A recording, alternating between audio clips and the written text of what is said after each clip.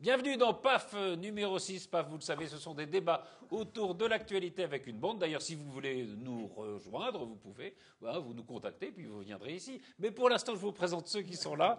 D'abord, une rebelle qui est descendue dans la rue avec les avocats, qui redescendra peut-être dans la rue avec les patrons du MEDEF. Est-ce qu'elle sonne la révolte des nantis? Vous nous le direz. C'est une avocate au barreau de Versailles, Florence Mercadet. Bonjour. Bonjour. Ça va bien? Ça va très bien. Très bien. L'homme qui sait que l'art de la table ne serait rien sans l'art de la conversation, qui nous vient tout droit de la commanderie des Templiers, c'est Jean-Luc Madec. Ça va bien? Bonjour Patrice, ça va très bien. Celui qui a assez de morale pour ne pas faire profiter les footballeurs du football club de Trappes qu'il préside des médicaments qu'il vend dans sa pharmacie, c'est Mustapha Larbaoui. Bonjour Patrice. Ça va bien? Ça va super bien. Très bien. Un garçon qui sait faire bouillir la marmite, mais aussi chauffer la polémique. C'est Mustapha. Non, c'est pas non, c'est pas Mustapha. J'ai C'est Mustapha, C'est Nouradine Agne. Pardon. donné. Ça va? Salut Patrice, ça va, Dis ça donc, va. vous n'étiez pas la dernière fois. Alors voilà, j'ai oublié votre prénom. Mais non, quand même pas. C'est une blague. Et puis un homme qui ne se contente pas de parler, mais qui sait aussi faire écrire les autres, c'est l'éditeur Jean-Charles Lajoigny. Bonjour. Et vous publiez d'ailleurs un livre d'actualité. Le dernier, ce sont les reines aussi sont des ordures. Donc si vous détestez Noël, Voilà. Oui, c'est Oui, une oui. vision un peu C'est vrai, décalée c'est du Père Noël et c'est tout à fait délicieux, et son attelage. Oui. de dessin de Balouet, qui est un très grand dessinateur de presse. Voilà, qui est magnifique et qui a des couleurs superbes, un beau trait et de l'humour. Donc, Et de l'humour. c'est parfait. Il y a encore des reines. Je Oui, pensais qu'il y avait Bah, que il y a encore les des premières Père dames Noël, de France. encore. On commence pas. Alors, on va commencer par une nouvelle d'actualité immédiate, puisque ça s'est tombé il y a peu de temps. C'est la condamnation de Brandao. Brandao, c'est l'avant-centre de Bastia, l'ex-avant-centre de Bastia, qui avait mis un coup de tête à Thiago Motta lors du match Bastia-PSG. Et il vient donc condamné à 1 an ferme. Un mois. Un mois ferme, Un oui, mois un mois ferme. Un mois ferme. Non, mais c'est- Le procureur avait demandé 8 mal. mois avec sursis, je crois.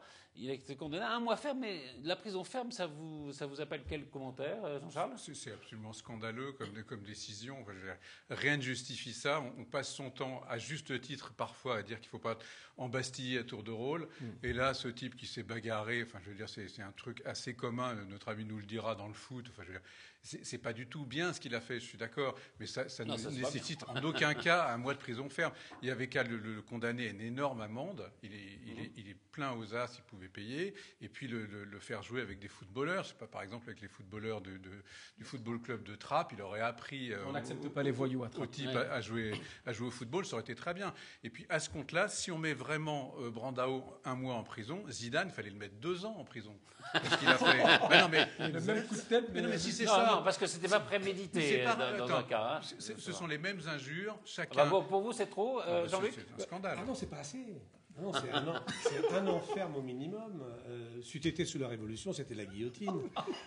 Il est clair que l'exemple que doivent donner les joueurs professionnels, eu égard à la position qu'ils ont vers le grand public et surtout vers le public jeune, doit être absolument bien maîtrisé. Si ces gens ne sont pas capables de se maîtriser, faut pas qu'ils aillent dans les équipes internationales. Faut qu'ils restent dans les communes, là d'où ils viennent. Mais un mois, c'est insuffisant. J'aurais mis un Ah an. oui, vous êtes carrément. Clairement, oui. une Clairement, peine, oui. très Il y a aujourd'hui, dans une société qui malheureusement ne va pas bien, un exemple à donner et il est clair que ces gens doivent donner l'exemple. Nouradine, Je suis pas du tout d'accord avec Jean-Luc. vous êtes d'accord avec Jean-Charles? La situation dans laquelle on se trouve est assez cocasse. C'est-à-dire que Jean-Luc voudrait que les footballeurs soient les exemples, je sais pas, de Ouais. nos enfants, et que ce soit les Ils footballeurs, sont là pour jouer au foot, signes surtout. d'intelligence exceptionnelle, qui soient justement l'exemple pour les gamins. Moi, je pense que les footballeurs sont des hommes comme les autres. C'est pas parce qu'ils gagnent de l'argent ou qu'ils sont exposés qu'ils doivent être plus Ils exemplaires. font rêver quand même, les gamins. Ils font rêver, mais 1 mois. La question qu'on doit poser, c'est est-ce que quelqu'un, lambda, n'importe qui met un coup de tête jusqu'à casser le nez d'une personne lambda dans la rue, est-ce qu'il prend 1 mois de prison ferme ou pas? Est-ce qu'ils devraient le prendre? Voilà. Alors, Mustapha. curieusement, on a ce débat aujourd'hui avec Brandao. On l'a pas eu Je avec réserve la parole de la fin à l'avocate. Hein. Je ne sais pas l'avocate. Donc, si elle prendra la place du procureur ou de l'avocat, mais. Ah bah, elle nous dira justement, quand on met un coup de tête dans la rue à quelqu'un, combien donc on je disais, Oui, il ne sait pas. Donc déjà- Il faut le renseigner parce qu'il ne sait Alors, pas. Oui. alors, Je préside le football club de Trappes, mais Mais il connaît c'est pas. c'est un Brésilien donc pas qui a joué à forcément, Marseille, pas qui a forcément joué à footballeur. Saint-Etienne. Et donc, ouais, il y a un débat aujourd'hui avec Brandao. Il n'y en a pas eu avec Zidane à l'époque. Moi, je me souviens de la finale de la Si, il y Coupe en a du eu. Monde Je me souviens de la finale de la Coupe du Monde, j'avais été interviewé par Canal+, qui étaient venus voir le match auprès des joueurs de Trappes. J'avais été interviewé à la fin du match, donc ça existe, les images existent. J'avais dit que ça avait été scandaleux. Mais c'était Zidane. C'était Zidane. Quand Zidane a mis le coup de tête. Le carton rouge ou le. Qu'est-ce qui est scandaleux? Ce qui est scandaleux, c'est dans l'affaire Zidane. Qu'il ait mis un coup de tête. Lui Ah, aussi. qu'il ait mis un coup de tête. Et ce qui est d'autant plus scandaleux, c'est qu'on n'en avait pas parlé à l'époque. C'est-à-dire que globalement, le lendemain, il était à l'Élysée. Oui, il y a même Chirac qui l'a félicité. Oui, reçu par Chirac le lendemain. Félicité parce que l'équipe de France méritait d'être félicitée à ce moment-là. Sauf que pour le coup de boule, il n'y a pas eu ce débat. Maintenant, pour revenir sur le débat d'aujourd'hui, Jean-Charles a raison. Jean-Luc a raison sur un point, c'est que... c'est moi. Voilà, Jean-Luc dit c'est pas assez. Ouais, mais moi je connais pas les remplaçants. Hein. C'est Brandao. Les autres, je les connais pas, comme diraient les inconnus. Mais voilà, il a raison de dire que c'est une sanction. C'est une sanction qui doit être exemplaire parce que clairement, contrairement à ce que dit Jean-Charles, c'est que tu as l'air de banaliser ce qui se passe dans les terrains. Ça arrive tous les week-ends. Probablement que ça arrive tous les week-ends. Sauf qu'on est là pour augmenter. C'est pas un coup de boule pendant un match. Là, il attend le type à la sortie, c'est prémédité, et il lui met un coup de boule. Ouais, c'est ça. Et en plus, comble du courage, il se barre après. Et il se barre après. Voilà, donc c'est pas tout à fait dans l'action comme l'avait fait Zidane. Je veux dire, bien qu'on compare les deux choses, mais c'est pas tout à fait pareil. Ça arrive à la fois sur les terrains, ça arrive à l'extérieur des terrains, des fois ça arrive sur les parkings des matchs de foot. Et c'est en ça que je dis que c'est vrai que ça existe, mais il ne faut pas le banaliser pour autant et se dire que si ça arrive avec les mômes, ça peut arriver avec les professionnels. Non, ça ne doit pas arriver avec les professionnels. Moi, je pense que cette peine, c'est l'avocate. Donc, toujours en défense.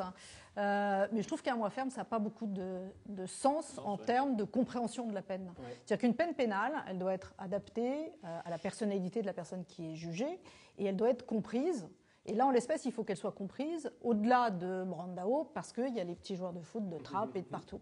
Et je pense que ce qui serait important, c'est que la justice passe aussi le message. Alors je suis assez d'accord sur le fait de dire que Brandao, il doit aussi véhiculer une image vis-à-vis des jeunes footeurs. Il y a d'autres peines. Voilà. Il y a des peines alternatives et je pense que là-dessus, on doit être sur une peine alternative qui est une amende, pourquoi pas, parce qu'il a effectivement beaucoup d'argent, mais surtout du travail d'intérêt général, d'aller dans des petits clubs de foot et qui viennent expliquer que ce qu'il a fait, c'est pas bien aussi. Qui viennent dire, j'aurais pas dû, je l'ai fait. Bon, voilà. Et qu'on ait quelque chose qui soit pédagogique pour Brandao si on peut, mais en tout cas pour les autres. L'image, ça compte quand même. Oui. Et l'image compte. Parce qu'il a une sale image aussi dans le foot, d'être un joueur qui met des coups de coude pendant les matchs. Il a failli être poursuivi pour viol il y a quelque temps. Enfin, ça n'a pas été. Il n'a pas été. Donc, non, mais peut-être aussi que l'environnement rentre, tout cet environnement que vous décrivez, que je ne connais pas, ça peut rentrer aussi dans la peine. Je ne sais pas derrière. C'est plutôt sanguin, quoi. Et Patrice a raison pour Zidane. C'est-à-dire que pour ceux qui ont fait du foot, en tout cas, quand on est dans le match et qu'on va se battre, il y a une différence avec le fait d'attendre. C'est pas la même chose d'attendre quelqu'un à la sortie d'un match. Ah bah Moustapha. C'est aggravant parce que là c'est prémédité, c'est aggravant, mais sur le terrain c'est pareil. Non, mais sinon je sais pas quoi enseigner. Moustapha, c'est pas bien, mais si c'est pas bien, on le fait pas. On peut comprendre un peu plus un geste dans l'humeur, dans le moment, qu'un geste prémédité. Juste un mot sur il y a de la préméditation, c'est exactement chose. Nos jeunes, moi j'ai beaucoup de jeunes chez nous qui sont en stage ou en apprentissage, donc on les côtoie, ils viennent de Trappes, ils viennent d'Elancourt, de Maurepas. Et quand ils sont en demande de sport, et notamment de foot, et que vous leur demandez mais qu'est-ce qui te motive dans le foot, ils vous répondent la thune. Et ça, c'est grave. Et à partir du moment où un jeune rêve de faire un sport d'équipe, notamment du football, et Moustapha le sait très bien, il les côtoie lui aussi au quotidien, il rêve d'argent. Ouais. Bon sang, le sport, c'est pas l'argent. On en a parlé lors de notre dernier entretien. Allez, on va passer à autre sujet. Non, il faut qu'on passe à un autre sujet. J'avais un mot important à dire. Juste pour dire que l'attitude est beaucoup plus importante parfois que tout ce qu'on peut dire autour de cette table. Juste l'attitude des adultes vis-à-vis des enfants. L'attitude et savoir se tenir. Donc c'est important l'âge. Alors, autre sujet d'actualité, c'est le projet de Najat Vallaud-Belkacem, ministre de l'Éducation nationale, de remplacer, on saura si ça a lieu au mois de janvier, remplacer les notes par des couleurs. C'est-à-dire qu'on n'aura plus 0 mais rouge et on n'aura plus vert, 18 mais vert. Qu'est-ce que vous en pensez Noureddine Noureddine, ça vous fait rire, oui. Je comprends pas trop ce débat. En plus, on aurait pu s'inspirer d'autres pays qui l'ont déjà essayé, de la Finlande, le Danemark, le Québec qui est revenu ensuite dessus. Il faut bien valider une connaissance à l'école. Il faut bien qu'on sache où se trouve, où se situe. Il y a eu ABCD à un moment, on disait c'est moins grave. Ouais, il y avait A, A-, B, mais c'est moins clair, moi je trouve. A, A-, A+, B, B-. Là, il y aura vert pomme. Voilà, c'est ça. Il a raison. C'est totalement ridicule. Et c'est pas le plus important dans cette. Ce qui est le plus important, 150 000 jeunes quand même qui sortent chaque année de l'école sans diplôme. Si on me dit, et si on arrive à me convaincre que c'est à cause des notes, moi pour l'instant je n'y vois pas de lien. C'est peut-être dans les méthodes d'apprentissage, le nombre de profs dans les écoles. Il y a pire que ça. Je pense que Mme Vallaud-Belkacem serait inspirée de regarder quel est le rapport des gens qui sont dans l'administration à l'éducation nationale par rapport à ceux qui sont sur le terrain dans les classes. Le nombre d'administration dans l'éducation nationale a triplé ces 10 dernières années. Ce qui veut dire qu'on a de moins en moins de gens sur le terrain dans les classes et de plus en plus dans les bureaux à contrôler ceux qui font le travail dans les classes. Donc il faut là que l'éducation nationale se remette un petit peu à jour et refasse descendre les gens qui sont dans les bureaux dans les classes. Et vous allez voir que ça ira beaucoup mieux. Après, la notion de couleur, comme on le dit tous, on va faire du vert pâle, du vert foncé, c'est n'importe quoi. Est-ce que vous ne trouvez pas qu'il y a un truc assez amusant, parce que plus la société est dure, plus on essaye de préserver les enfants de cette dureté, comme si un jour on n'était pas noté, comme si on n'était pas classé. Le discours s'éloigne tellement de la réalité, mais c'est valable hélas dans tous les sujets. Mais le problème, je crois qu'il faut s'attaquer une fois de plus, et ce qu'on ne fait pas de manière assez rituelle en France, s'attaquer au fond. À la sortie de CM2, on a 20% de gamins qui ne savent pas lire, qui ne savent pas bien écrire, et 30% de gamins à la sortie de CM2 qui ne sont pas bons en maths et qui n'ont pas intégré les problématiques de calcul. Alors, ce n'est pas parce qu'on aura du rouge, du vert ou du 18... C'est pour ça qu'on change qu'on met des couleurs, parce qu'ils ne savent pas lire. Elle est bonne, elle est excellente. Donc si on s'attaque au fond en disant il faut accompagner les enfants et on fait plus de soutien scolaire et on essaye de peut-être pas les noter pour les encourager en disant, parce qu'on a eu, moi mes gamins quand ils étaient à l'école maternelle, c'était acquis, non acquis, en cours d'acquisition, etc. Bon, essayer de les aider là-dessus, mais avec un vrai soutien au fond dans la classe. C'est pas parce qu'on met en cours d'acquisition et si on n'aide pas le gamin derrière à acquérir, on va rester toujours en cours d'acquisition et on sera toujours rouge. Donc c'est plus d'instit dans les classes et moins dans l'administration. Bien sûr. Voilà. Un domaine que je maîtrise un peu plus, c'est celui de la santé. C'est vrai que par exemple, pour prendre la température quand quelqu'un est malade, on a tendance à prendre un thermomètre et à vérifier la note. Donc de 37 et quand on a la température, c'est petit, 38, 39. C'est vrai qu'il y a des thermomètres qui sont de couleur. Donc maintenant, même pour la température, on met un thermomètre frontal et on ne lit plus le 37,5 ou le 38, on regarde la couleur et on va sur un abac. Bon là, c'est un peu la même chose, c'est-à-dire que chacun aura un abac, l'abac sera peut-être différent d'une académie à l'autre et on ira chercher les couleurs et la nuances. couleur correspond à un chiffre. Pour faire simple. Et pour continuer sur votre comparaison, là on est en train de casser le thermomètre pour faire simple, soigner la maladie. Voilà, c'est ça. Voilà. Alors, je vais vous demander peut-être de donner une note sur 50 ans, une couleur sur 50 ans en Yvelines. Est-ce que vous pensez que c'est une réussite? Est-ce que vous pensez que c'est un échec? En tout cas, Jean-Paul Alduy, qui est devenu par la suite député-maire de Perpignan, mais qui a été le premier directeur de 50 ans en Yvelines, était là il y a quelques jours. Il vient de publier un livre et il raconte ses souvenirs sur la création de 50 ans en Yvelines. On le regarde et on en parle après. Jean-Paul Alduy n'était jamais revenu à 50 ans en Yvelines, une agglomération qu'il a quittée en 1993. Il était alors directeur général de l'établissement public d'aménagement. 20 ans plus tard, celui que l'on appelait Zébulon en raison de son énergie à faire les choses est revenu à 50 ans en Yvelines pour y présenter son dernier ouvrage, non sans émotion. Une sorte de pudeur à revenir sur un territoire que j'avais quitté et où s'était achevé ma vie de fonctionnaire d'État, de technicien de la ville. C'est au théâtre de 50 ans en Yvelines qu'il est venu rencontrer ses anciens collègues et amis. Il se souvient que le théâtre n'a jamais été terminé. Normalement, sur la façade du théâtre, dans les petites alvéoles que vous voyez, il devait y avoir des statues.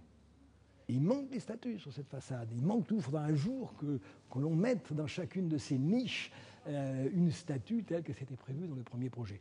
Autre souvenir fort, le Technocentre Renault à Guyancourt. Sa dernière décision, la vente des terrains à la régie Renault, une histoire surprenante. Ça a démarré par quelqu'un dont je tairai le nom, qui est venu me voir dans mon petit pigeonnier de Bulloyer, de la ferme de Bulloyer, et qui m'a dit « Je ne peux pas vous dire qui je suis, je ne peux pas vous dire quelle société je suis, mais j'ai besoin de 300 hectares. Et c'est pour produire 300, 400, 500, 600 000 mètres carrés, on ne sait pas. » Ça fait drôle quand même, quelqu'un. Vous vous dites, c'est un charlatan. C'était sérieux. Et je ne pouvais même pas donner le nom de l'entreprise à Roland Nadeau. il fallait qu'il me fasse confiance. Et oui, parce que, on est entre nous, le projet de la régie Renault, s'il s'est bruité, c'était des grèves. Le regard que Jean-Paul Alduy porte aujourd'hui sur la communauté d'agglomération de Saint-Quentin-en-Yvelines est dithyrambique. Sans autre forme de réserve, il parle d'un exemple unique au monde. Il y a des tas de vies nouvelles. Mais les autres vies nouvelles sont des vies nouvelles essentiellement d'habitat. Saint-Quentin-en-Yvelines a une puissance économique impressionnante. Et vous voyez, une vie nouvelle qui a une telle puissance économique, c'est tout à fait exceptionnel. Et je crois, à mon avis, que c'est unique au monde, éventuellement brésilien, mais Brasilia, c'est un autre sujet. Les gens connaissent mal Saint-Quentin-en-Yvelines. Saint-Quentin-en-Yvelines a un déficit de notoriété. À mon avis, elle est sous-évaluée en termes de notoriété par rapport à ce que Saint-Quentin-en-Yvelines est devenu. Un dossier, malgré tout, Saint-Quentin-en-Yvelines aurait pu aller plus vite, selon Jean-Paul Alduy, la ville intelligente.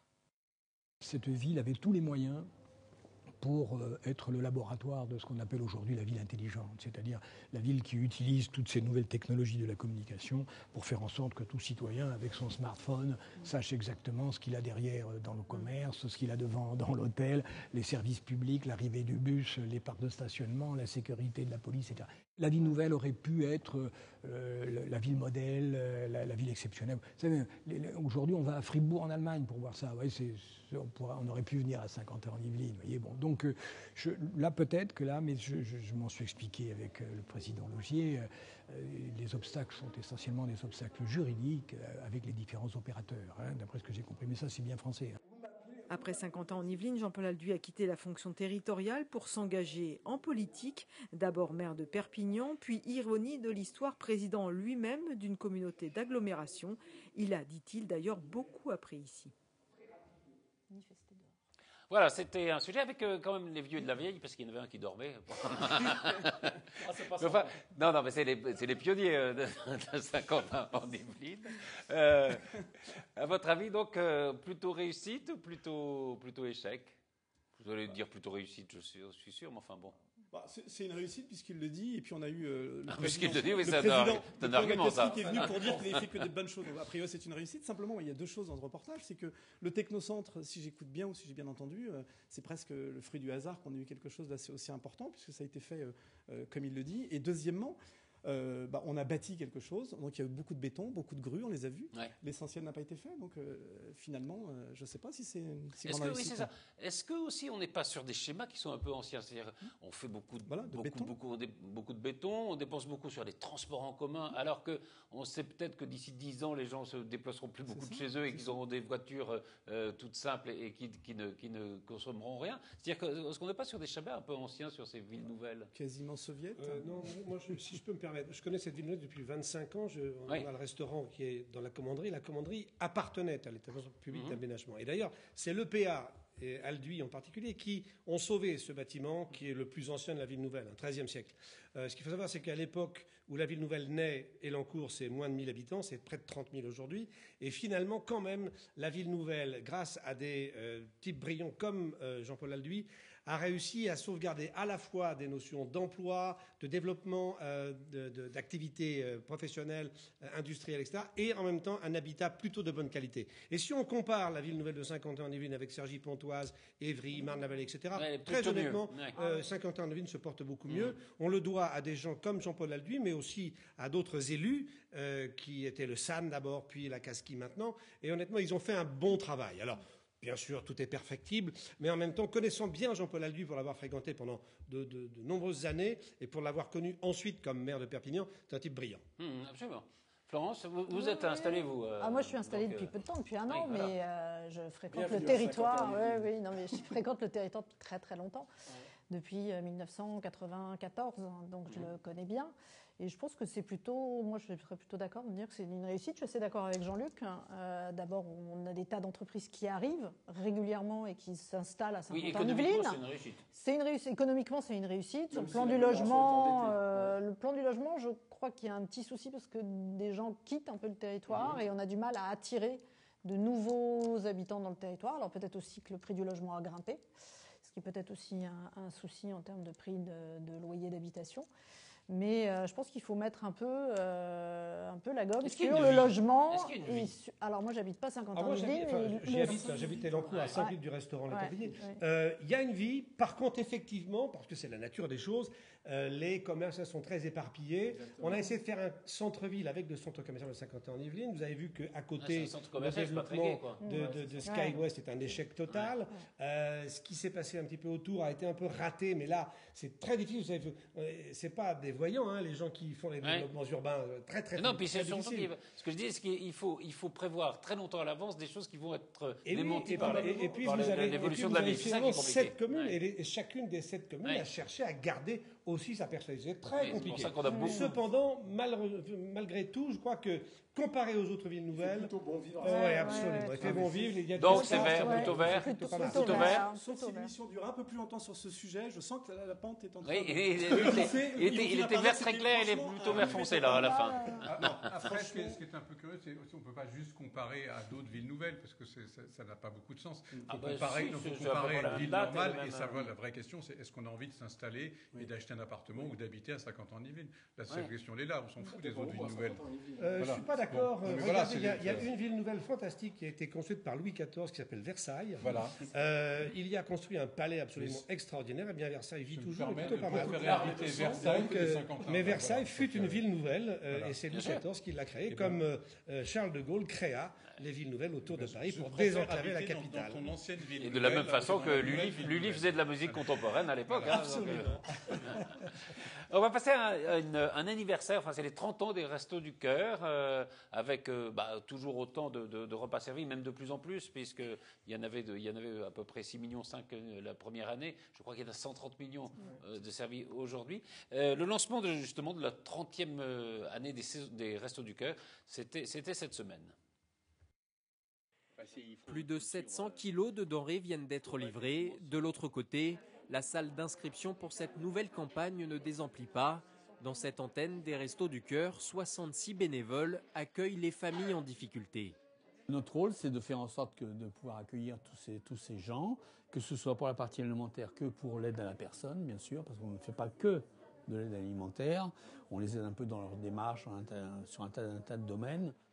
Les Restos du Cœur lancent leur 30e campagne d'hiver. À Rambouillet, une centaine de familles est déjà inscrite, dont une cinquantaine de mères avec leurs bébés. En moyenne, l'antenne rambolitaine distribue 2000 repas par semaine. Ici, environ 1,5 tonne de nourriture est livrée par semaine. Les Restos du Cœur se battent contre le gaspillage alimentaire. Aujourd'hui, cela coûte moins cher aux entreprises de jeter que de donner aux associations. Les stocks, ils viennent essentiellement des restos, bien sûr. Ils viennent aussi des collectes que l'on peut faire. Il y a une collecte nationale par an. Et puis les collectes locales que l'on organise aussi. Et puis donc ce qu'on appelle nos ramasses dans les magasins qui veulent bien nous participer à ça. Lors de la campagne 2013-2014, l'association créée par Coluche en 1985 a dépassé pour la première fois le million de personnes inscrites dans ces centres et servi 130 millions de repas en France. Nouradine, c'est marquant. J'ai eu l'occasion plusieurs fois avec Marmite FM d'aller interviewer des personnes qui bénéficiaient justement des services du Resto du Cœur. Et ce qui m'avait frappé, c'est le nombre notamment de retraités, de plus en plus nombreux qui venaient demander des conserves, des fruits, etc. Et puis l'augmentation constante des chiffres aussi avec les pauvres en France, qui représentent, selon les calculs, entre 5 et 8 millions de personnes pauvres. Bon, si on considère que c'est moins de 830 € pour vivre, c'est compliqué. Et puis, comment sortir aussi de cette... Est-ce que c'est la crise? Est-ce qu'on ne s'habitue pas, quoi? On s'habitue forcément, parce que chaque année, on nous dit les Restos du Cœur donnent 100 millions de repas. Après, l'année d'après, 110 millions. L'année d'après, 120 millions. Donc, 130 millions, c'est comme le Téléthon. Donc, on va attendre d'atteindre les 200 millions, de repas distribués. Comme c'est le Téléthon. Mais c'est une vraie nécessité. C'est-à-dire qu'on ne gruge pas, sauf si vous en connaissez. Si Coluche était encore là, il aurait mis un coup de pied dedans et voilà. Coluche espérait que ça allait être juste quelque chose de temporaire, de provisoire. Ouais. Or, ce n'est pas le cas. Et il y a des personnes, beaucoup de gens en France, qui ne pourraient pas manger ou vivre sans les Restos du Cœur. Donc ça, c'est vraiment C'est triste. Je trouve que c'est hyper inquiétant, quoi. C'est qu'on creuse le trou d'année en année, et ça nous explose à la figure quand on nous donne les chiffres. Et en même temps, l'État n'a plus d'argent. Et l'État n'a plus d'argent. Et c'est vrai que nous, je peux peut-être faire un tout petit parallèle par rapport à l'aide juridictionnelle, où il y a de plus en plus de gens qui demandent l'aide juridictionnelle parce qu'ils ont moins en moins d'argent pour avoir un accès au droit. Et donc il y a de plus en plus de gens qui demandent de l'aide juridictionnelle avec un budget qui est en train de... Et ça fait partie de nos revendications, on en parlera peut-être tout à l'heure, mais avec un budget qui est de plus en plus bas, où on demande en fait aux avocats de financer l'aide juridictionnelle. C'est-à-dire qu'il va falloir qu'on donne de l'argent pour pouvoir avoir des aides juridictionnelles, ce qui est un peu absurde. Enfin bon. Mais c'est vrai qu'on voit de plus en plus de gens qui demandent le bénéfice de l'aide juridictionnelle. Et donc ça va dans le même sens. Donc de l'assistance. Donc de l'assistance. On parlera peut-être avec l'UMP.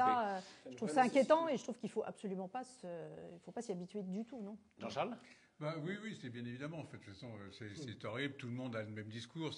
On ne peut pas se contenter de ces chiffres qui grandissent, de cette précarité, etc.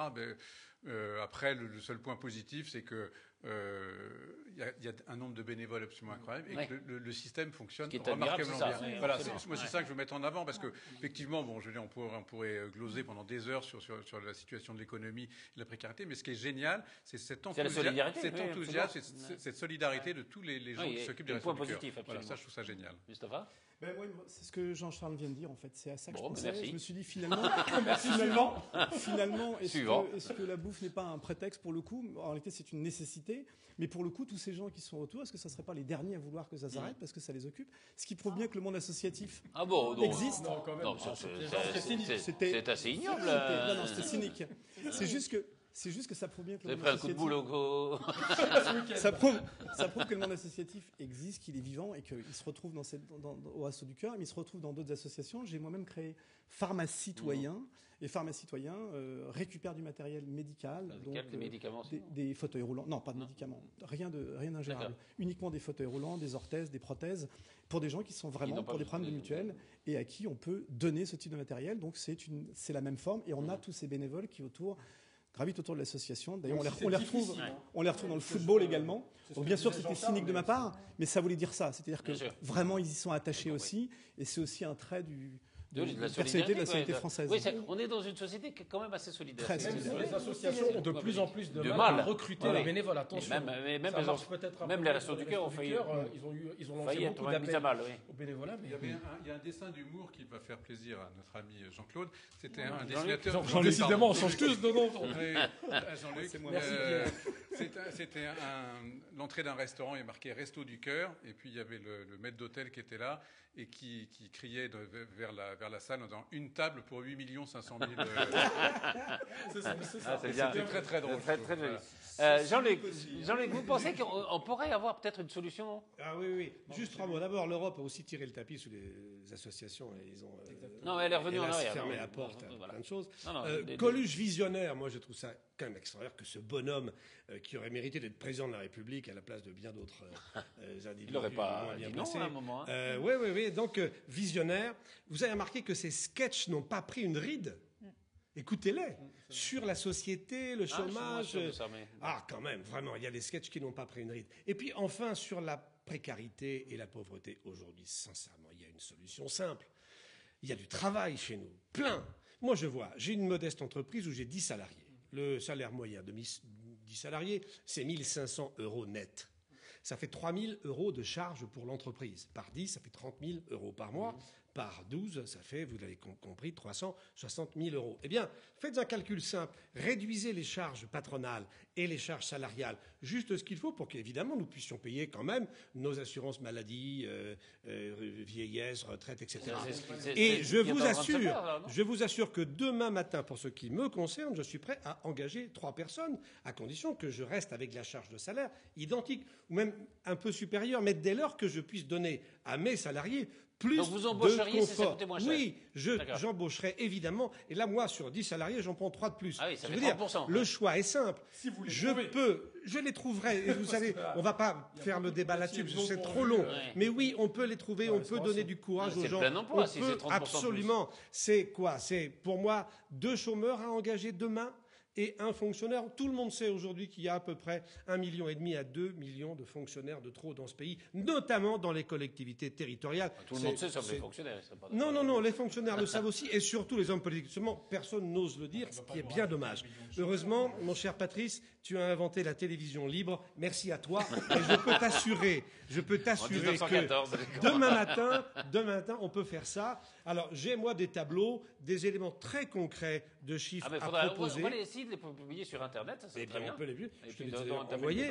Mais je t'assure qu'on peut créer le plein emploi dans ce pays sans aucun souci, à condition, évidemment, que les politiques soient courageux et qu'effectivement, comme le dit Nouradine, nous nous remettions avec l'envie de l'effort plutôt que celui de l'assistanat. C'est un changement de société, mais nous sommes capables d'y arriver. La France a démontré au fur et à mesure de son histoire qu'elle est capable de changer de société et de changer de monde. Tout ça est sympathique, mais peut-être un peu simpliste, mais bon. Non, les tableaux sont un peu plus compliqués. On fera les tableaux et voilà. On n'a pas le temps de développer. Ça serait bien de publier ça sur Internet, de donner les éléments du débat. Puisque vous parliez de politique, Jean-Luc, c'est l'élection, c'est samedi, l'élection du futur dirigeant de l'UMP.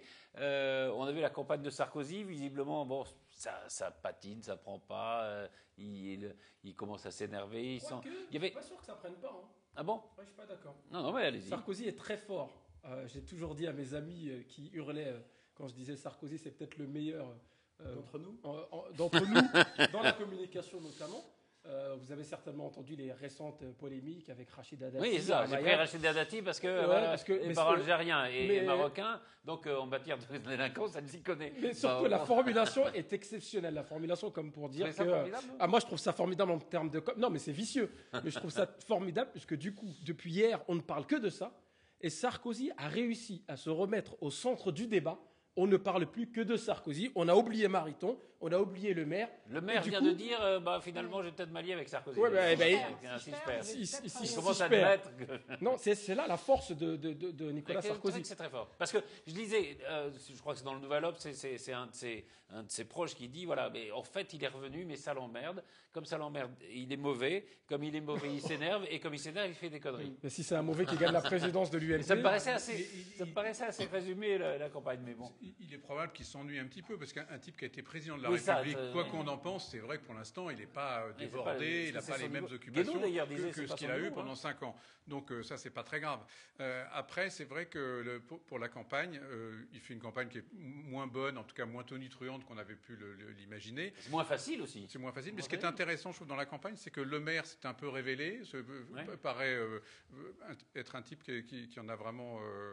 sous le pied, et puis si vraiment il s'allie après avec Sarkozy, pourquoi pas, ça peut faire quelque chose de très intéressant. Donc moi je trouve que c'est plutôt bien, et c'est une campagne plutôt saine. Enfin, je veux dire, il s'est rien passé d'extraordinaire, ils ont discuté, c'était un lieu de débat. Je sais pas moi, mais j'ai l'impression qu'il y a quand même une déchirure terrible à droite, qu'on est avec aujourd'hui 2 droites républicaines à mon avis, qu'il y aura peut-être 2 candidats à la présidentielle, on ne sait jamais. Qu'il peut y avoir Juppé par la lutte entre Alain Juppé et Nicolas Sarkozy. Alain Juppé sifflé dans son fief à Bordeaux. Je trouve pas que c'est formidable comme campagne pour la droite. Sur quoi il a été sifflé justement? Sur le rassemblement de la droite avec le centre. Non, mais c'est pour ça que je dis qu'il y a 2 droites. De toute façon, les primaires, c'est le truc le plus débile qu'on puisse imaginer. Je veux dire, à droite comme à gauche, à chaque fois, je veux dire, ça force les gens d'un même parti à s'engueuler et après à se retrouver. Donc on ne sait pas le faire. C'est absolument tragique. On a vu à gauche ce que ça a donné. On ne peut pas dire que c'est donné le meilleur candidat, en tout cas le meilleur président. Et à droite, voilà, ils sont tous en train de se tirer dessus. Ça donne 2 projets différents. Ça donne, là, il y a 2 projets différents. Être avec le centre ou être plus côté droite. Le vrai projet de Juppé, on verra, mais enfin, je veux dire... c'est pas vraiment la nouveauté. Il y a une tradition quand même. Oui. Florence? Voilà, moi j'ai pas été ça m'intéresse pas beaucoup. J'ai pas trouvé ça très passionnant. J'ai pas trouvé ça passionnant. J'ai trouvé Sarkozy effectivement agité, détestable comme il sait être quand il est détestable. En même temps, c'est celui qui arrive effectivement par des coups de com' à haranguer les foules. C'est un peu le gourou avec ce qu'on ressent. Hein. Il y a un gourou et puis des adeptes qui sont. De toute façon, il sera élu. Le débat, ça va être quel va être le pourcentage pour lui. Est-ce qu'il est élu à 80% ou est-ce qu'il est élu à 60%? Pour les primaires. Et qu'est-ce qui va se passer? Donc, j'ai pas trouvé ça très très palpitant. J'ai trouvé ça pitoyable, ce qui s'est passé à Bordeaux, et surtout ce que j'ai trouvé pitoyable. Donc, que les gens sifflent parce que ils n'ont pas oublié que Bayrou avait appelé à voter pour Hollande, et c'est pour ça qu'ils ont sifflé. Mais j'ai trouvé pitoyable que Sarkozy ne bouge pas de son fauteuil, ne fasse rien, ne bouge pas, ne dise pas. Il a dit j'ai pas entendu. Il dit j'ai pas entendu. Alors ça, c'est énorme. J'ai vu ça sur Canal.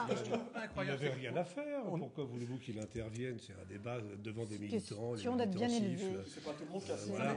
Au même titre qu'il a cédé sur l'abrogation dans son meeting précédent. Mais il n'est pas clair. Non, mais on est quand même dans une démocratie. Et alors, quand les militants sont comme des bénis oui, tout le monde dit c'est ridicule, ces masses de gens qui sont là à se lever pour applaudir, à faire des standing ovations, et quand ils expriment un avis, on dit c'est scandaleux. Non, j'ai pas dit que c'était scandaleux. J'ai dit j'ai pas dit que c'était scandaleux. J'ai dit qu'ils pouvaient siffler ça. Ils ont le droit de siffler. Ce que j'ai trouvé scandaleux, c'était l'attitude de Sarkozy, où on sentait que c'est de la revanche. Il est assis, on l'a bien vu. C'est quelqu'un qui a fait toute sa campagne en prétendant qu'il pouvait rassembler tout le monde. Voilà. Visiblement, il rassemble pas. Si Sarko était intervenu, on aurait dit il se prend déjà pour le chef. Mais il est intervenu. Qu'est-ce qu'il dit justement? Il dit OK pour un rassemblement avec le centre, mais si le centre est avec nous le matin, le midi et le soir, et pas par intermittence. Donc, il lui répond directement, Alain Juppé. Effectivement, il va dans le sens de ce que la salle dit aussi, des petits sifflets. Et voilà, ça, c'est symptomatique. Juppé dit je ne me laisse pas influencer par la foule. Exactement. Non, mais c'est bien. Maintenant, ils sont devant des militants, c'est pas représentatif de la France, excusez-moi. Moi, ce que ça m'évoque, c'est que, pour le coup, il y a beaucoup de com, il y a beaucoup de stratégie. Bon, c'est de la politique politicienne.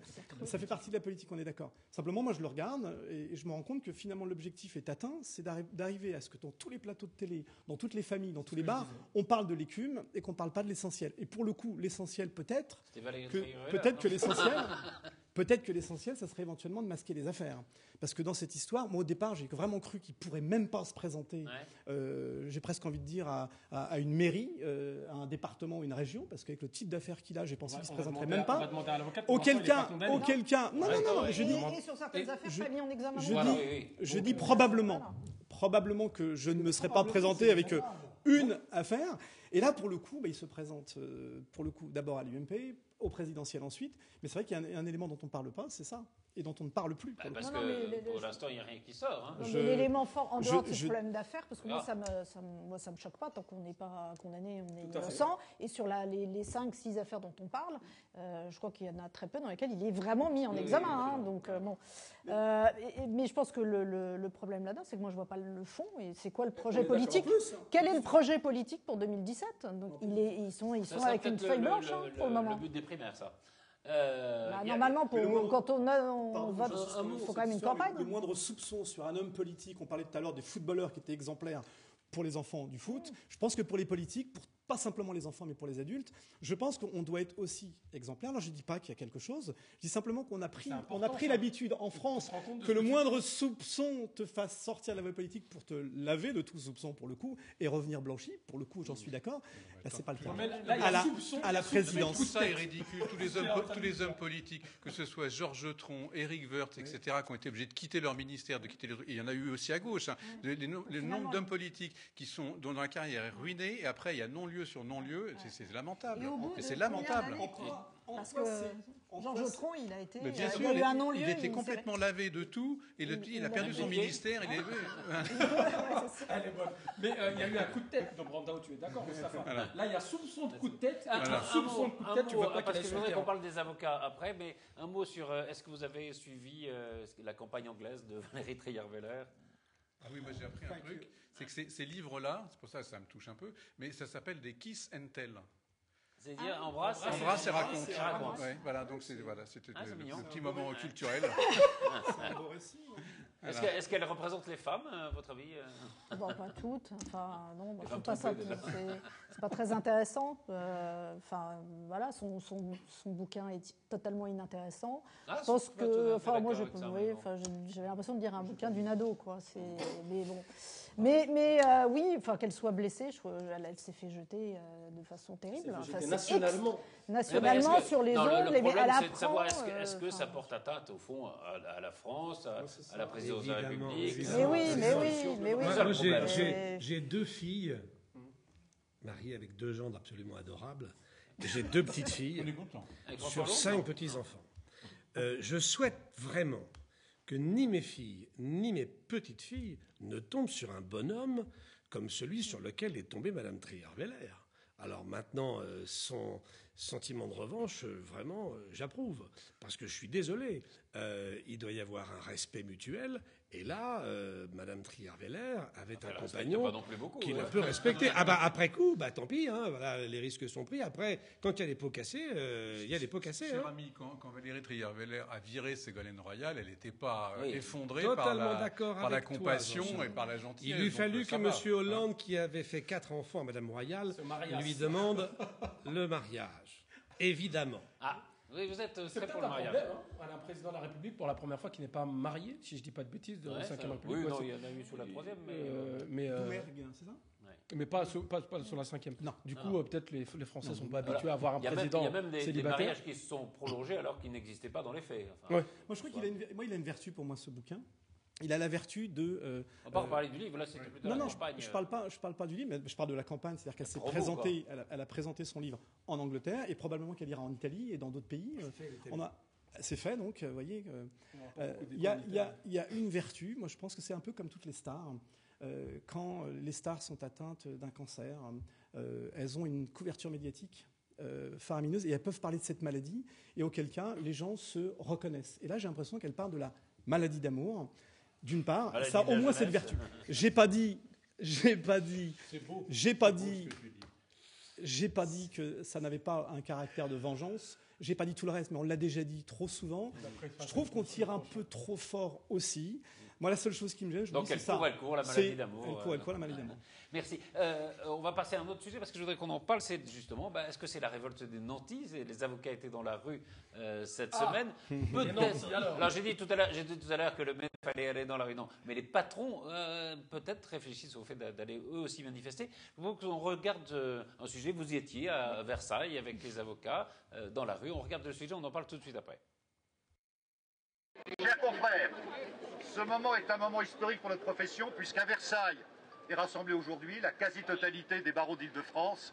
Nanterre, Versailles, Chartres, Essonne, Val-de-Marne ou encore Pontoise, la plupart des avocats des barreaux d'Île-de-France a fait le déplacement ce matin.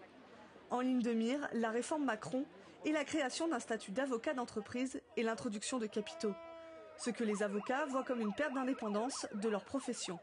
On a le sentiment de ne pas être entendu, effectivement. Quand on a un ministre de l'économie qui légifère pour la justice, c'est vrai que c'est quand même...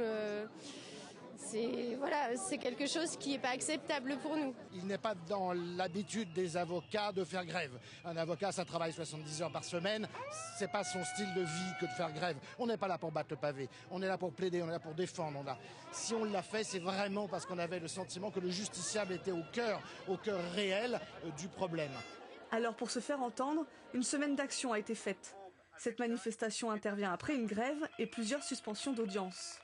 Puisque comme les avocats demandaient les renvois, qu'il n'y avait pas d'avocats, des magistrats dignes de ce nom n'ont pas voulu prendre les dossiers. Donc ça veut dire que pendant 48 heures cette semaine, il n'y a pas eu de justice dans la quasi-totalité de la France. Nous avons constaté que nous avions un accueil favorable de très hauts magistrats. Et ce qui est un véritable malheur dans ce pays, c'est que ces hauts magistrats ne sont même pas consultés sur cette réforme. Les avocats ne comptent pas s'arrêter là. La mobilisation devrait continuer la semaine prochaine s'ils n'obtiennent pas satisfaction. Alors, cette révolte, cette marche des avocats, pourquoi? Pour quelle raison? C'est le projet Macron qui vous... Oui, alors, il faut d'abord commencer par dire que, notre profession, on n'a pas de numerus clausus. C'est-à-dire qu'on pourrait avoir 150 cabinets d'avocats qui s'installent à Montigny. Ce serait stupide. Mais il n'y a pas de numerus clausus. C'est possible. Il faut passer il faut passer un concours, comme pour être médecin, pour être pharmacien. Voilà. On passe un concours, mais il n'y a pas de numerus clausus. Et tout le monde peut s'installer où il veut. Tout le monde peut s'installer où il veut. Donc, le projet Macron, c'est quand même un projet pour la liberté de la concurrence et redonner du pouvoir d'achat. Ce sont les lignes du projet Macron. Moi, ce qui m'étonne en premier lieu, c'est ce que disait une de mes consoeurs là, dans l'interview, c'est que notre profession pour la réformer est portée par Bercy, par le ministère des Finances et pas par le ministère de la Justice. Donc on voit que la ligne qui est portée facialement et de façon ouverte, c'est une ligne économique et financière. Elle porte sur trois axes. La réforme, c'est trois axes. Voilà, c'est trois axes, la réforme. C'est la postulation. Alors la postulation, c'est que pour tous les affaires qui sont dans le tribunal de grande instance, les parties doivent être représentées par un avocat du barreau de ce tribunal. Je donne un exemple. vous voulez divorcer devant le tribunal de grande instance de Versailles, vous pouvez avoir un avocat de Paris, mais vous devez avoir un représentant local sur Versailles. Aujourd'hui, c'est comme ça que ça se passe. Le projet prévoit à ce que la postulation ne soit pas sur le tribunal, mais soit au niveau de la cour d'appel. Et dans la cour d'appel, on a plusieurs tribunaux qui relèvent d'une même cour d'appel. Donc ça veut dire qu'on va ouvrir la postulation et faire une multipostulation.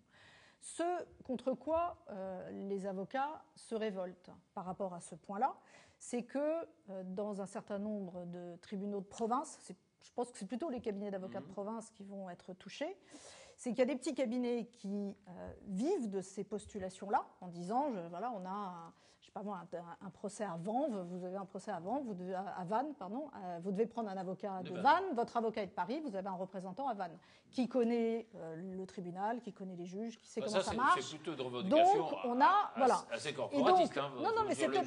Mais au niveau du justiciable, je comprends très bien le problème du justiciable, si ce n'est que, là, c'est par rapport à notre profession, je suis bien d'accord, c'est que tous ces petits cabinets-là vont fermer boutique. C'est un peu la fin des avocats de proximité. C'est la fin des avocats de proximité. Et ça reboucle par le deuxième axe de la loi Macron, qui est l'ouverture du capital des sociétés d'avocats. Aujourd'hui, on ne peut être associé d'un cabinet d'avocats que des avocats. Là, il ouvre à tout le monde, sauf aux banques et aux assurances. Pourquoi pas les banques et pas les assurances ? Pour préserver l'indépendance, parce que nous on a dit nos valeurs en tant qu'avocats, on peut avoir des business angels de la famille, on peut avoir des experts comptables, on peut avoir des commissaires aux comptes, etc. Alors là où moi j'y vois un problème, c'est par rapport à notre indépendance. Si dans votre capital est détenu majoritairement par des commissaires aux comptes ou des experts comptables, où vous allez avoir des comptes à rendre à vos actionnaires, ce qu'on n'a pas aujourd'hui. On n'a pas de compte à rendre à nos actionnaires. On est complètement indépendant. Ça s'appelle une profession libérale. Oui. Ça s'appelle une profession libérale. Et notre indépendance, on y est farouchement attaché. Et ce problème d'ouverture de capital, attendez, je termine, l'ouverture de capital, fait que donc on va avoir plus de monde au capital, et surtout ça veut dire qu'il va y avoir des regroupements. Et pourquoi ouverture de capital ? C'est pour permettre éventuellement à des experts comptables de travailler avec des avocats, ce qui est très bien, de faire des sociétés où on va mutualiser tous les moyens. Société à l'américaine, mais ça veut dire que là aussi on tue les petits cabinets individuels. C'est-à-dire que les petits cabinets individuels, ils vont perdre effectivement toute cette problématique de postulation. Bon, maintenant, à mon avis, c'est pas un bon débat l'histoire de la postulation, mais ils vont aussi perdre la proximité et l'accès au droit. C'est-à-dire qu'il y a des cabinets dans des petites villes qui vont fermer parce qu'ils n'auront plus de clients, qui vont partir sur des énormes structures au niveau des cours d'appel. Et c'est un problème. Et le troisième, c'est le statut, la création du statut d'avocat en entreprise. C'est ça. Et alors là, j'y vois, c'est-à-dire que le juriste d'entreprise peut devenir avocat, il n'a pas le droit de plaider pour son employeur, puisque l'avocat en question sera salarié, il n'aura pas le droit de plaider pour son employeur. Le seul intérêt du statut d'avocat, c'est le secret professionnel. C'est-à-dire que tout ce que l'avocat pourra écrire dans son entreprise, auprès des autres services, sera protégé par le secret de la confidentialité. Donc pas mal vis-à-vis de l'URSSAF, vis-à-vis du fisc, vis-à-vis de tout ce qu'on peut imaginer. Mais par rapport à l'indépendance de l'avocat, parce que c'est un statut à part, il n'a pas le même statut que nous. Hein, donc c'est un autre statut. Salarié, hein. Ce sera un avocat. Oui, mais il y a déjà des avocats salariés. Il y en a. Mais c'est un nouveau statut, donc ce ne sera pas le même que le nôtre. Parce que nous, on ne dépend que du bâtonnier. Là, s'il a un problème dans son emploi, il va au Conseil des prud'hommes. Donc on voit bien que c'est un statut complètement différent. Et donc, par rapport à l'indépendance, ça me pose un problème, parce qu'il reçoit quand même des ordres de son employeur, pour lequel il travaille à 100%. Il ne peut pas le représenter devant un tribunal, ce qui montre bien qu'il y a un problème d'indépendance. Et derrière, sur la confidentialité, les écrits qu'il va écrire, si on fait des transactions, des négociations, il va écrire avec des avocats extérieurs. Nous, tout ça est couvert par le secret professionnel, sauf que là, il ne pourra pas opposer son secret professionnel, puisque c'est dans le projet de loi, à son employeur. C'est-à-dire que l'employeur aura accès. Donc, on va violer, à mon avis, toutes nos valeurs d'indépendance, de secret professionnel. Et je pense que là, le justiciable a tout à y perdre, avec une problématique d'accès au droit, et avec une dégradation des conditions. Voilà pourquoi. Vous pensez, parce que je pense qu'il y a des bonnes choses. Il faut se réformer. Moi, j'ai plutôt l'impression que c'était une défense corporatiste qu'une défense des justiciables. Non, franchement, derrière. Vous avez peut-être raison. Je sais pas. Qu'est-ce que vous en pensez? Et alors, attendez, juste une chose. On n'est pas des nantis. Au niveau du barreau de Versailles, 50% des avocats gagnent moins de 1 400 € par mois. Et sur ces 50, c'est parce qu'il y a de plus en plus de femmes, vous savez. c'est des armes. 50% à moins de 1400 euros par mois. Et sur ces 50%-là, si, ils sont avocats. J'ai dit au barreau de Versailles. Et à Paris, c'est à peu près pareil. 50% gagnent moins de 1400 euros. Et sur ces 50% qui gagnent moins de 1400 euros, la moitié gagne moins de 800 euros par mois. Quand on vous propose d'avoir des gros actionnaires, vous dites non, alors on va savoir. Oui, mais les gros actionnaires, ils ne vont pas dans les petits cabinets. Un mot, oui. Alors, ça va, vous êtes concerné, vous parlez pharmacien. C'est un menti aussi. Hein. Oui. Alors, je ne suis pas concerné par le même débat, mais en réalité par la même cause. C'est-à-dire qu'on veut ouvrir sur des professions dites libérales. En gros, on veut déréglementer des professions comme la vôtre et comme la nôtre. Sauf que j'ai le sentiment qu'il y a des techniques en politique qui consistent à dire je vais vous couper les deux bras et au final vous serez très heureuse qu'on vous en coupe qu'un seul. Donc là, on a effectivement agité un chiffon rouge, voire deux. La vente des médicaments en grande surface. Et pour les pharmaciens, c'est la même chose. C'est-à-dire qu'on dit on va laisser rentrer le médicament dans la grande surface, on va laisser rentrer le capital. Et donc avec tout ça, on a les mêmes arguments. C'est-à-dire qu'on retrouve exactement la même dialectique. Sauf que moi, j'ai pas trop envie d'en dire sur la défense de la profession. Elle se défend plutôt bien. En même temps, il y a quand même une volonté, il y a quand même une volonté aussi, c'est d'augmenter le pouvoir d'achat. Donc ça, on en parle. Probablement que c'est en partie vrai, parce que le leurre, il est aussi là. C'est de dire que c'est aussi pour le contribuable et pour le consommateur qui va payer moins, sauf qu'il le paiera différemment. D'accord. Mais et deuxièmement, pardon, excusez-moi, mais il y a une chose qui me frappe, c'est-à-dire que vous êtes les premiers à dire qu'il faut moderniser la société. Et dès qu'on s'attaque à vous, vous dites oh là là, touchons rien. Non, mais là, la difficulté, c'est que là, une fois de plus, c'est un peu ça quand même, non ? Non, mais ce qui nous a choqué, nous, au niveau de notre profession, c'est que ce soit Bercy qui part, avec la grosse cavalerie, sans négociation, sans discussion. Non, mais il n'y a pas de discussion. J'essaie de moderniser la société. Si on est dehors dans la rue, c'est qu'il n'y a pas eu de concertation et qui nous a lassé. D'abord, il y avait un projet qui a été, on a retiré le statut en entreprise parce que la commission des lois a dit oui, oulala, au niveau de l'indépendance, il y a un problème. Et puis dans notre dos, ils le remettent et ils l'envoient au Conseil d'État tel quel. Donc, si je vous interromps parce qu'il nous reste 3 minutes. Oui, je voudrais entendre un peu. Je ne cherche pas à défendre la profession pour la profession, elle se défend très bien. Mais elle n'est pas tant attaquée que ça. Sauf qu'il y a des choses qui sont bonnes. Je constate quand même que dès que les gens sont concernés, ils disent les autres, mais pas nous, quoi. L'entrée au capital d'étrangers à la profession, c'est une chose. Mais par exemple, pour les pharmaciens, il est question d'ouvrir le capital aux pharmaciens qui resteraient finalement entre eux. Et finalement, l'entrée du capital, c'est aussi une manière de financer des choses que l'État ne peut plus se permettre de financer, tout en gardant un service de qualité. Jean-Luc ? Le constat qu'on peut faire, je le fais à chaque fois que j'ai l'occasion de pouvoir en parler, c'est la faiblesse des corps intermédiaires. Ça veut dire que dans ce pays, nous ne sommes pas capables de créer des corps intermédiaires suffisamment puissants, crédibles, pour pouvoir faire face aux administrations et au pouvoir. Tous les autres pays d'Europe du Nord, par exemple, vont vers des consensus grâce à l'existence de corps intermédiaires crédibles et puissants. Nous ne sommes pas foutus de faire ça dans ce pays. Il est grand temps d'améliorer cette situation. C'est valable pour les avocats, pour les pharmaciens, pour les restaurateurs, pour les journalistes, pour tout le monde. Absence de crédibilité et de puissance des corps intermédiaires, c'est dangereux. Jean-Charles. D'abord, moi, la première chose, c'est que je ne suis pas du tout persuadé qu'une réforme portée par Taubira serait plus intelligente et plus saine. Donc ça, c'est... Voilà. Donc non, là, je parlais du... Ça, c'est la première chose. Et après, ce qui me choque, au-delà peut-être du fait que les avocats auraient peut-être pu se réveiller avant qu'on propose de réformer leur profession et qu'on la réglemente de façon différente. Mais ce qui me choque un petit peu, c'est que politiquement, tout ça est quand même un peu une politique de bouc émissaire. C'est-à-dire qu'on dit que les pharmaciens sont des nantis, que les avocats sont des nantis. On dit que tous ces gens-là sont des nantis. Et pendant ce temps-là, c'est un peu comme quand on attaque les grands patrons en disant qu'il a un énorme salaire. Du coup, on focalise sur l'énorme salaire du type en oubliant que les types sont sous-payés au bas du truc. C'est une politique de bouc émissaire qui rime pas à grand-chose. Et très honnêtement, je pense qu'en France, la priorité, c'est pas... Ah oui, mais c'est jamais la priorité. Non, mais la priorité en France, avec 5 millions de chômeurs, c'est pas de savoir si on peut investir dans un cabinet d'avocats ou si on peut investir dans une pharmacie. Franchement, c'est... Non, tout a été dit, je pense. Bon, rien d'autre à ajouter sur ça. Juste un petit point pour finir. Est-ce que juste une question. Est-ce que le droit est un produit de consommation ? Est-ce que vous êtes pour le gel des salaires ? Et le médicament ? Pour le gel des salaires ? Oui. Bon, je ne suis pas particulièrement pour le gel des salaires. Je crois que chacun... de quoi Des salariés. De tout le monde. Des propositions... non, je ne suis pas pour le gel des salaires. Je ne suis pas pour le gel des salaires. Si on a une activité qui marche bien, il faut augmenter les salaires. Enfin, ça me paraît évident. Non, mais c'est une des propositions elle n'est pas formulée comme ça, mais du rapport Ferry qui a été remis à Macron, c'est une des propositions économiquement probablement, mais philosophiquement, le fait de savoir qu'on ne peut plus évoluer, mais c'est un frein terrible. C'est terrible comme ça. Économiquement probablement. C'est le gel du salaire des fonctionnaires, parce que ça, voilà. Mais ça fait longtemps. Mais sinon, dans une entreprise, si l'entreprise marche, il n'y a pas à geler les salaires. Chacun gère sa boîte comme il veut. Je veux dire, si l'argent rentre et que le boulot est bien fait, non, pas de gel des salaires. On a beaucoup parlé de mouvement MEDEF. Il faut quand même savoir que le mouvement qui est en train de se mettre en route actuellement, faute d'ailleurs de crédibilité des corps intermédiaires, là encore, regroupe le MEDEF, la CGPME et l'UPA. C'est très important. Les patrons vont descendre. Alors malheureusement, on ne parle que du MEDEF, ce qui est bien dommage, parce qu'en plus le MEDEF, dans l'image populaire, n'est pas représentatif réellement du patronat. Patron du MEDEF.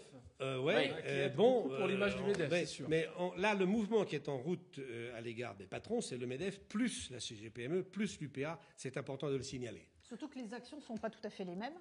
Si on peut... Non, il faut qu'on arrête. Mais on reprendra la prochaine fois avec plaisir, parce que c'est des sujets sur lesquels on aura d'autres débats, évidemment. Merci à tous les 5. Voilà, c'est ça que j'ai fait vous oublier encore. Non. Il y a des nouveaux. Moi, je m'appelle Mustapha, il s'appelle Alain. Non, Jean-Marc. Donc, on est 7 aujourd'hui. 7 chroniqueurs. Merci à tous et à très vite pour un nouveau PAF. Merci. Bravo.